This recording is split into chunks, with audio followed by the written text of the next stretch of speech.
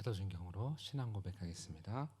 전능하사 전지를 만드신 하나님 아버지를 내가 믿사오며 그 외아들 우리 주 예수 그리스도를 믿사오니 이는 성령으로 잉태하사 동정녀 마리아에게 나시고 본디오 빌라도에게 고난을 받으사 십자가에 못 박혀 죽으시고 장사한 지 사흘 만에 죽은 자 가운데서 다시 살아나시며 하늘에 오르사 전능하신 하나님 우편에 앉아 계시다가 저리로서 산자와 죽은 자를 심판하러 오시리라. 성령을 믿사오며 거룩한 공회와 성도가 서로 교통하는 것과 죄를 사하여 주시는 것과 몸이 다시 사는 것과 영원히 사는 것을 믿사옵나이다. 아멘. 찬송가 338장 찬양하겠습니다. 찬송가 338장입니다. 내 주를 가까이 하게 함은 십자가 짐 같은 고생이나 내 일생 소원은 늘 찬송하면서 주께 더 나아가기 원합니다. 내 고생하는 것 옛 야곱이 돌베개 베고자 갔습니다. 꿈에도 소원이 늘 찬송하면서 주께 더 나아가기 원합니다. 천성에 가는 걸 험하여도 생명길 되나니 은혜로다.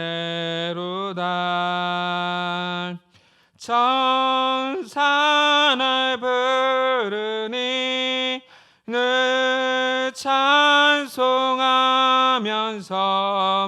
주께 더 나아가기 원합니다.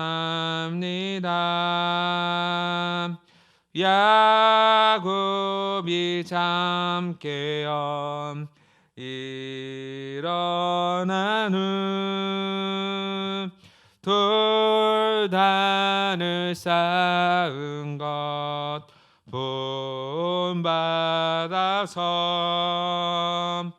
숨질 때 되도록 늘 찬송하면서 주께 더 나아가기 원합니다. 아멘. 다 같이 하나님 말씀 보겠습니다. 함께 보신 하나님 말씀은 마가복음 6장 17절에서 20절 말씀입니다. 마가복음 6장 17절에서 20절 말씀입니다. 제가 봉독해 드리겠습니다. 전에 헤롯이 자기가 동생 빌립의 아내 헤로디아에게 장가든 고로 이 여자를 위하여 사람을 보내어 요한을 잡아 옥에 가두었으니 이는 요한이 헤롯에게 말하되 동생의 아내를 취한 것이 옳지 않다 하였음이라. 헤로디아가 요한을 원수로 여겨 죽이고자 하였으되 하지 못한 것은 헤롯이 요한을 의롭고 거룩한 사람으로 알고 두려워하여 보호하며 또 그의 말을 들을 때에 크게 번민을 하면서도 달갑게 들음이러라. 아멘. 네, 오늘 말씀은 예수님에 대한 소문이 퍼지고 나서 그 사람들이 여러 가지 반응들로 예수님에 대해서 고백을 했는데 헤롯은 세례 요한, 그리고 어떤 이는 엘리야, 또 어떤 이는 선지자 중 한 사람이라고 고백하였습니다. 그리고 나서 헤롯이 왜 세례 요한이 살아났다라고 고백했냐 하면 내가 못 뺀 요한 그가 살아났다 하더라. 바로 16절의 말씀이거든요. 그 말씀이 있은 후에 그 세례 요한이 살아난 이유에 되었다라 살아났다고 고백한 헤롯의 그 헤롯이 세례 요한을 죽인 내용들이 기록되어 있는 본문입니다.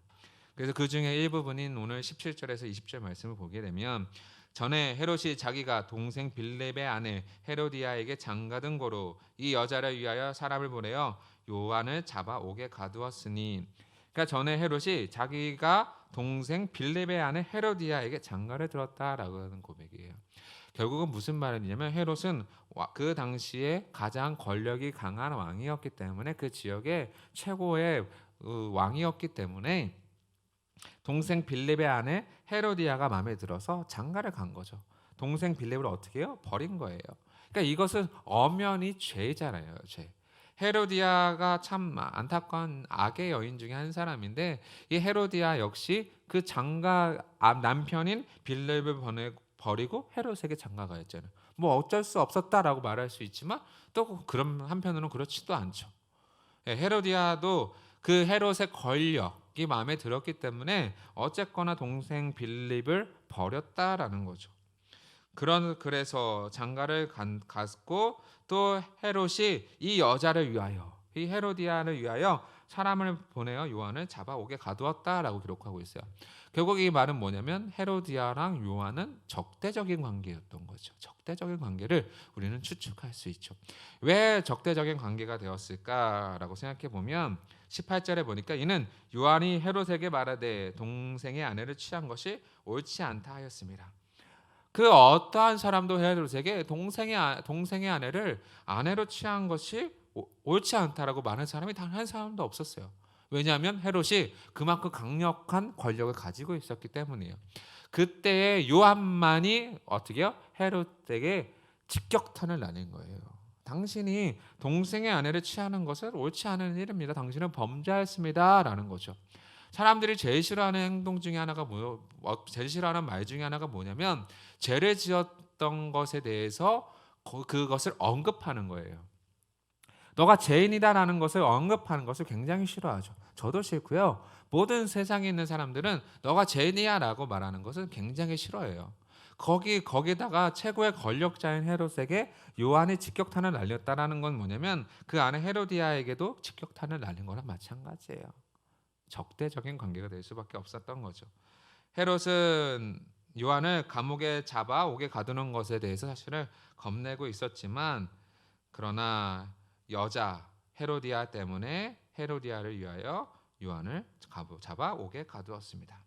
19절에 보니까 헤로디아가 요한을 원수로 여겼다라고 기록하고 있고요.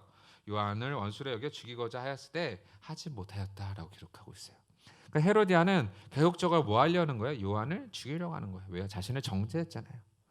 죄에 대해서 죄라고 말하지 못하는 게 옳은 사회인가요? 썩어 부패한 사회죠. 그래서 죄는 반드시 정죄되는 거예요. 인간이 왜 정죄를 당할까요? 그거는 죄를 지었기 때문인 거죠. 정죄된 사회에 죄는 반드시 죄를 지었다라고 말할 수 있는 사회가 돼야 되는 거예요. 죄를 죄라고 말할 수 있어야죠. 그럼에도 불구하고 죽이지 못한 이유는 뭐냐면 20절에 보니까 헤롯이 요한을 의롭고 거룩한 사람으로 알고 두려워하였다라고 기록하고 있어요. 그리고 보호하였고 또 그의 말을 들을 때에 크게 번민을 하면서도 달갑게 들었다. 헤롯이 요한을 거룩한 사람으로 생각했고 또 의로운 사람으로서 알았고 또 그를 두려워했어요. 그리고 보호하였죠.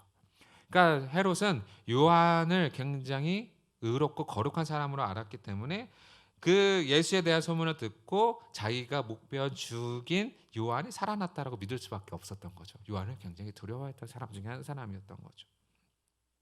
또 그의 말을 들을 때마다 크게 번민을 하기도 하였고 그리고 달갑게 듣기도 했어요. 그러니까 싫었지만 또한 달갑게 듣기도 한 거죠. 그만큼 세례 요한이 헤롯에게 엄청난 영향력을 미친 사람 중에 한 사람이었죠. 그 이유 중에 하나는 세례 요한이 당시 그 사회에서 굉장히 많은 사람들의 제자를 가지고 있어서 정치적으로 보나 능력적으로 보나 헤롯이 함부로 건들 수 없는 사람이기 때문에 그 빌립의 아내 헤로디아 아니었으면 요한을 감옥에 가둘 일도 없었어요. 그럼에도 불구하고 요한을 감옥에 가둔 이유는 뭐냐면 헤로디아가 요한을 원수로 여겼기 때문에 어쩔 수 없이 감옥에 가두었다라는 거예요. 의인이 악인에게 고난을 당하는 거죠. 의인은 특별한 이유로 고난당하는 것 같지 않습니다. 악인이 의인을 괴롭히는 거예요. 우리가 이 땅에 살아가면서 의인이잖아요. 우리는 괴롭힘을 당하는 존재로 살아갈 수밖에 없는 거죠. 또 이 말씀을 보면서 안타까운 건 무엇이냐면 교회가 죄를 죄라고 말하지 못할 때가 제일 안타까운 거예요. 교회는 건징이라는 제도가 있어요. 건징이라는 것이 무엇이냐면 그 죄에 대해서 징벌을 내리는 거예요. 당신이 죄를 지은 것에 대해서 회개하지 않을 경우 당신의 수차를 3개월 동안 정죄하겠습니다라는 징벌이에요. 왜냐하면 죄에 대해서 교회가 민감해야 되잖아요. 그래서 그 사람이 회개도 하지 않는 사람에게 수찬, 주님의 만찬에 참여할 수 없습니다는 이 징벌은 엄청난 징벌이에요. 은혜에 참여할 수 없습니다라는 징벌이고, 거기에도 끝까지 회개하지 않을 경우 교회에서 출교라는 것을 명해요. 출교는 당신은 더 이상 하나님의 백성이 아닙니다라는 그 수단이죠. 근데 건징의 참된 목적은 뭐냐면요, 징벌에 있지 않아요. 어디에 있어요? 회개에 있어요. 그 사람이 회개하고 돌아오라는 거죠. 오늘 마치 요한도 헤롯에게 말한 것은 당신이 동생의 아내를 취한 것이 옳지 않다라고 하는 것은 뭐예요? 회개하라는 소리예요. 근데 이것을 회개로 받아들이지 아니고 적대 관계, 원수 관계로 받아들이는 이 사회가 이상한 사회인 거죠. 오늘날 교회도 마찬가지예요. 죄를 죄라고 말하지 못하고, 죄라고 말하면 어디에? 다른 교회로 옮기면 되지. 이상한 습관을 가지고 있어요. 이런 안 좋은 문화를 버려야 돼요. 우리는 교회에 정죄를 당해야 돼요. 권징을 받아야 되는 거죠. 죄에 대해서 회개하는 신앙이 참된 신앙입니다. 하나님의 회개를 왜 우리에게 주셨겠어요? 회개는 은혜의 수단이거든요. 회개할 때 용서해 주시잖아요. 용서해 주시잖아요. 회개하지 않는 자가 불쌍한 자인 거예요, 여러분. 정죄당했을 때 부끄러움은 잠깐이에요. 잠깐이라고요. 그러나 회개하지 않으면 영원한 징벌이 있는 거예요. 잠깐의 부끄러움이 낫다. 회개가 훨씬 은혜다. 그렇기 때문에 오늘 이 말씀을 보면서 우리가 깨달아야 되는 것은 뭐냐면 교회가 권징을 회복해야 한다. 그리고 우리는 정죄를 범민도 하지만 한편으로는 달가워해야 한다. 왜요? 우리가 회개할 기회를 잡는 거기 때문이에요. 회개할 수 있는 그 은혜를 주실 때 그 은혜를 붙잡아서 하나님 앞에 철저하게 회개하고 의롭고 거룩한 삶을 살아가는 귀한 성도님들 되시기를 간절히 소망합니다. 기도하겠습니다. 이 시간 다 같이 기도할 때 정말 오늘 말씀처럼 의인이 악인에게 고난당하는 것을 즐거워하고, 또한 때로는 우리가 잘못하는 것에 대해서 정죄받는 것을 번민도 하지만 기뻐할 수 있도록 도와달라고 기도해 주시고, 또 회개할 수 있는 은혜를 주셨사오니 우리가 하나님 앞에서 회개하고 회개의 은혜를 누리며 살아갈 수 있도록 기도해 주시고, 코로나19가 속히 끝나고 또 완전히 예배가 회복되어지고 또 백신도 개발되어져서 평안하고 기쁨과 감사함 속에 또 우리의 일상 회복되어질 수 있도록 기도해 주시고, 성전 건축이 진행 중인데 정말로 아름답게 건축되어지고 하나님께서 안정과 민원도 지켜주셔서 온전히 준공이 잘 허가가 잘 날 수 있도록 기도해 주시고, 또 교회와 또 나라를 위해서 기도하시다가 자유롭게 돌아가도록 하겠습니다. 기도하겠습니다.